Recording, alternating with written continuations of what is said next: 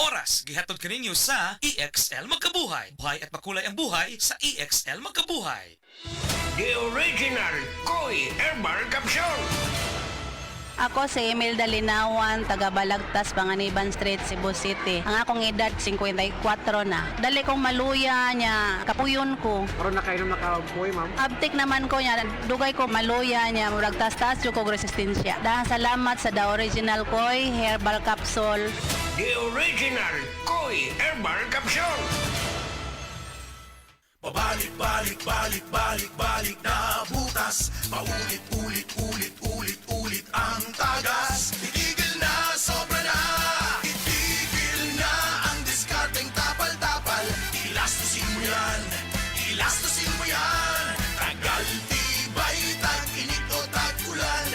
Tibay na tumatagal. Yan ang Pioneer Elastosil. Tagal tibay, tag-init o tag-ulan, Elastosil mo yan! Aton pamatian si Sir Jonathan Granada sa Life Extension Philippines para sa Super Fiber. Super Fiber, isa ka di kalidad, epektibo, garantisado ini siya makabyanan. So fast-acting colon cleansing product sa healthy nga pamaagi para sa mapinlo nga colon para mapalayo kita sa risgo nga kita matubuan sa cancer sa colon naton. Mag-inom adlaw-adlaw sang Super Fiber. This is recommended by medical doctor nga product kag ini is exclusively distributed by Life Extension Philippines. The fast-acting colon cleansing product approved by the FDA Philippines para sa masulhay ng pagpamuhin. Super Fiber, mabakal sa mga butika. Gusto ba ni mo kape pero ga-worry ka kay basig dili ka katog? Don't worry, available na ni sa mga butika ang Vita D Plus Coffee Mix nga na ay vitamin D3 nga makatabang improve sa imuhang pagtug. Ang Vita D Plus Coffee Mix na may reishi mushroom ug mangosteen fruit extract. Vita D Plus Coffee Mix, may kape na ka, may vitamin D3 pa ka. Camel, sukang puti, sasuan mo alam mo. Camel, sukang puti, maunag yun imong mapili. Camel, sukang puti, sasuan mo palami. Camel, sukang puti, ani-ana ang sekreto,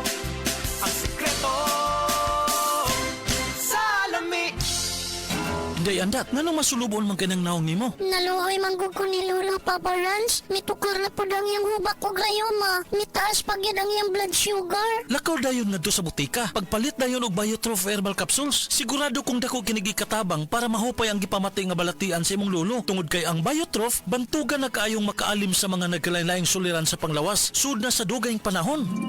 Papa Rans, okay na kanya kong lulo. Salamat kayo sa Biotrof Herbal Capsules, the Wonder Food Supplement.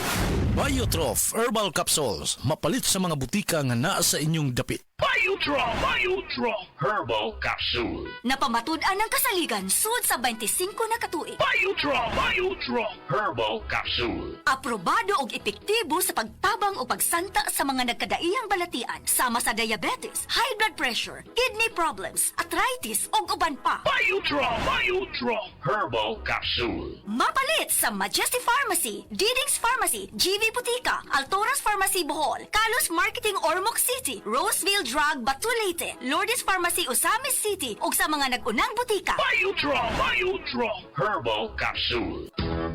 Kining nga oras, hatod ka nato sa Biotrof Herbal Capsules. The Wonder Food Supplement. Pag kayo'y nabasagan, madaling remedyohan. Pagkatapos dikitan, Parang bago na naman. Pioneer Epoxy, pandikit ng kristal, kahoy at bakal, pang-repair ng radiator, Tambucho, refrigerator, martilyo, kutsilyo, gripo, araro, gero, aparador. pampatibay ng bangka, kisame, etc. Pioneer Epoxy, paborito ng bayan. Karamdamay laganap na sa buong mundo, kaya't mag-ingat ka. Food supplement na sagot ang iyong kalusugan. Yan ang Set Panyawan. Set Panyawan Capsule Plus, purong herbal natural and no side effects. Kaibigan, health is wealth, piliin mo Set Panyawan Capsule Plus. Ayaw si Piata pagpaminaw sa balitang yutahon sa Sieti, ang inyong mga kabukiran, inyong kaugmaon, ang among focus, kaugalingong yuta para sa bukas na masagana. Dinhilang sa balitang yutahon sa Sieti, matag Sabado alas 5 sa hapon hangtod sa alas 5:30 sa hapon, makita usab sa DYHPR Limon Cebu Facebook page. Para sa uban pang updates, i-like, follow ug share ang official DAR Facebook, Instagram ug YouTube accounts nga at Dargo PH Official sa Facebook DAR 7 Central Visayas o sa official DAR website www.dar.gov.ph.com. Hatod kaninyo sa Department of Agrarian Reform. Sa mga workaholic, epektibo ang atong Paragis Bila-Bila Herbal Coffee. Sama na lang ni Roland De La Cruz nga taga Mati, Davao. Roland De La Cruz sa Purok Isla, Barangay Central, Purok President. Anong ganahan man kay ka sa kape? Sa Bila-Bila Coffee, laskig ang imong lawas o mayo ang imong lihok. Basta laskig niya kondisyon, makalihok pag may sa trabaho. Kung di ka kainom, murag magluya na ka? Murag luya-luya, lahi ra gyud. Tungod kay nindot gyud ang Bila-Bila Coffee. Kini ginama sa GFMQ Marketing kay sa Paragis Bila-Bila. Dili na ka mag-agwanta pa.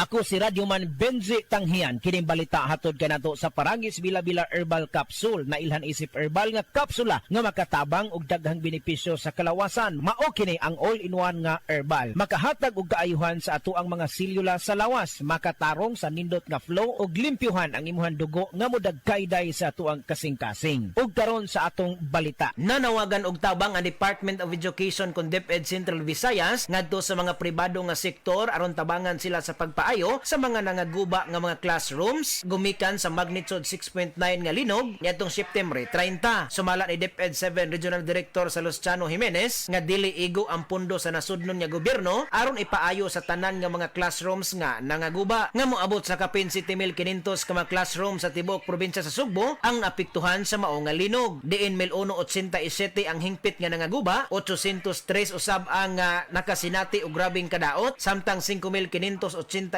ang nakasinati og gagmay nga kadaot. Ang mga tunghaan nga nakahiagom og grabing kadaot mao ang nahimutang sa lungsod sa San Remigio ug ang mga tunghaan sa syudad sa Bugo. Saysay ni Jimenez nga adunay namatay nga 12 ka mga estudyante ug 2 ka mga magtutudlo. Kadtong balita hatod kanato sa Paragis Bila-Bila Herbal Capsule. Alang sa kumpleto nga kombinasyon, gamita lang ang Paragis Bila-Bila Plus Herbal Capsule. Paragis Bila-Bila Herbal Capsule na uban sa pagpangapi sa Paragis Bila-Bila Herbal Coffee ug ang panghaplas sa Paragis Bila-Bila Liniment Oil. Gama sa GFMQ Marketing sa Paragis Bila-Bila dili na ka mag-agwanta pa. Sa dugang kasayuran, tawag lang sa 0935-641-0261. Ang Paragis Bila-Bila mapalit sa Didings Pharmacy sa Manalili Street, Cebu City. Bestway Pharmacy sa Mandawi City. Healthway Pharmacy, JV Butika sa Cebu, Mandawi, Liloan o Osmeña Boulevard. Mapalit usab sa JY Pharmacy sa 32 Osmeña Building, Osmeña Boulevard, Cebu City. Mga kasama at tangi ang bag-o nga drama nga naguluhan, Budbud ug Bibingka matag alas 8 hangtod sa alas 8:30 sa gabi, Lunes hangtod sa adlawng Sabado. Maminaw ta dinhilang sa DYHP RMN Cebu. That portion was brought to you by Downy, up to 24-hour perfume humot. Si Gemma Libahan, diabetic ug nag-insulina, apan miubos ang iyang asukar tungod sa tabang Panyawan coffee sa karon kay sige na ko padayon og inom nagababa na gyud siya ni baba siya og 145 karon gani 143 na lang siya. Gemma Libahan taga Jensan mag 16 ako karon June. Said Panyawan Coffee Mix produkto gikan sa Said Marketing Incorporated. Si Norvin Fuentes nag-anto sa sisayang liog. Nakoy sis diri sa liog. Ako jud siyang gipukusan og inom og Said Panyawan capsule. Ni gamay jud siya dahil dili wala na siya kirot. Na akong gikaingon kay naa jud siya effect. Epektibo jud ang Said Panyawan capsule. Norvin Fuentes 37 sa Kanhulaw, Lapu-Lapu, 50. Basta bukol-bukol, i-Said Panyawan Plus mo na. Produkto gikan sa Said Marketing Incorporated. Kini si Ate Pres. Kung ako ang pasultihon, gamit na mo sa said Celebrity Beauty Soap with Kojic Acid. Tungod kay kini adunay mga sangkap nga moisturizer. Kojic Acid, olive oil, goat's milk, and papaya extract. Sigurado nga mohamis, maputi, ug adunay healthy and glowing skin ka, tuni ka mo gamit sa said Celebrity Kojic Soap. Said Celebrity Beauty Soap, Cotis Gold, Celebrity Artista ka. Express love naturally gamit ang honeymoon tea. Aduna kini natural nga herbal nga makatabang aron mapagawas ug mapadayag nimo ang imong gugma sa natural nga paagi. Bukaw ni ini ang kainit sa imong pagbati ug sa matag gabi na ay honeymoon perme. Ang honeymoon herbal tea mapalit sa mga suking butika sa kantidad nga 90 pesos per sachet SRP. Makita kini sa Mercury Drugstore, Watson's, South Star, DGP, Generica ug uban pang butika. Mga igala, may adlaw ka natong tanan! Kini si Kuya Gulyat ninyong adunay na ilhan nga lamian kaayong tabliya, ang Don Pepe Tabliya. Sa kaumot og kalami, walay modili, sa Don Pepe nga tabliya, kini mao'y paborito. Mag Don Pepe. Don Pepe Tabliya, sarap ni bay, kung makatilaw ka, magpangita ka! Pagbasa sa ikasampung kabanata ng Aklat ni Juan, ang talinhaga tungkol sa pastol, talata 1-42.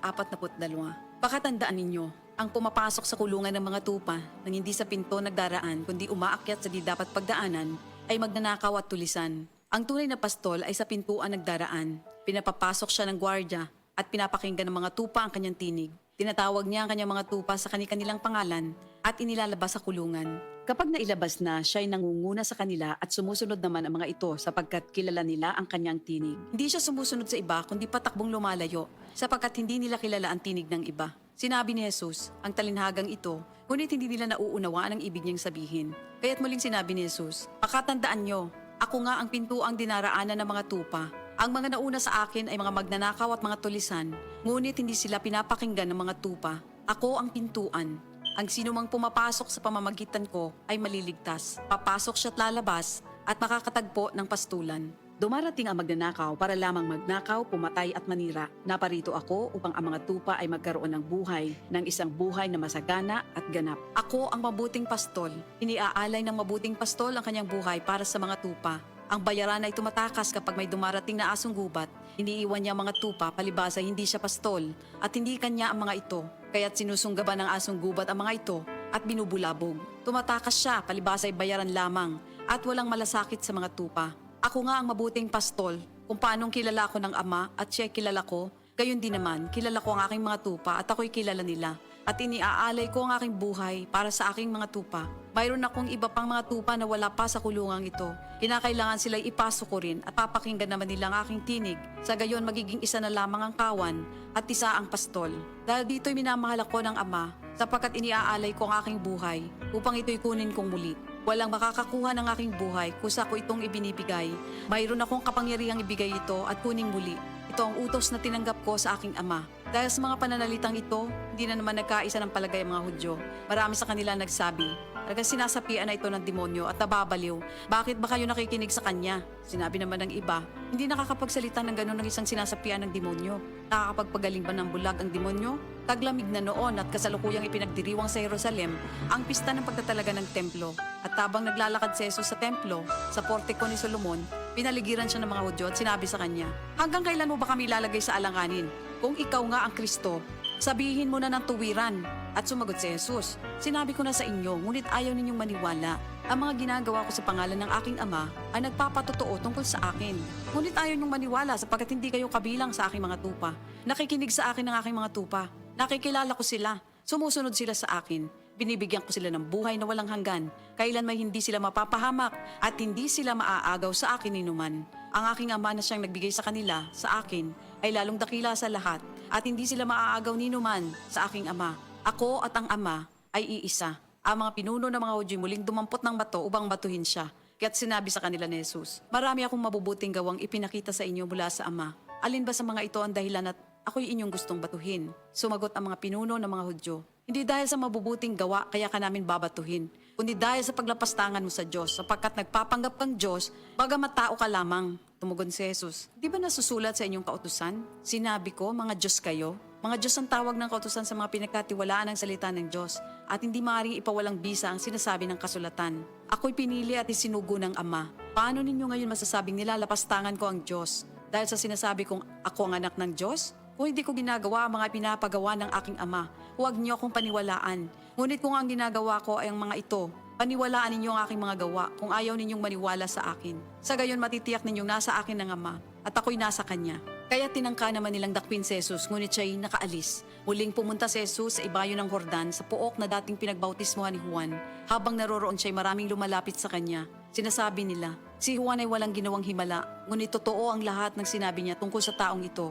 At doon, maraming sumampalataya kay Jesus. Ito ang salita ng Diyos. Higala, nakakape na ka? Kay mo na baka nga nibalik na ug available na sa mga butika ang imong paborito nga pinakauna nga kape nga na ay vitamin D3, reishi mushroom ug kaning mangosteen fruit extract? Kini ang Vita D Plus Coffee Mix, ang kape nga para sa ikamayong lawas nimo. Vita D Plus Coffee Mix, may kape na ka? Na ay vitamin D3 pa ka. Diabetes, usa ka sakit nga lisod ug delikado sa atong mga lawas. Tungod aning pwede ka mamatay sa komplikasyon sa kasing-kasing, kidney, atay, ug uban pang mga vital organs sa atong lawas. Sukla nato ang diabetes. Mag Life Extension Vitamin D3 na mo. Rekomendado sa mga medical doctors. Mapalit sa mga butika.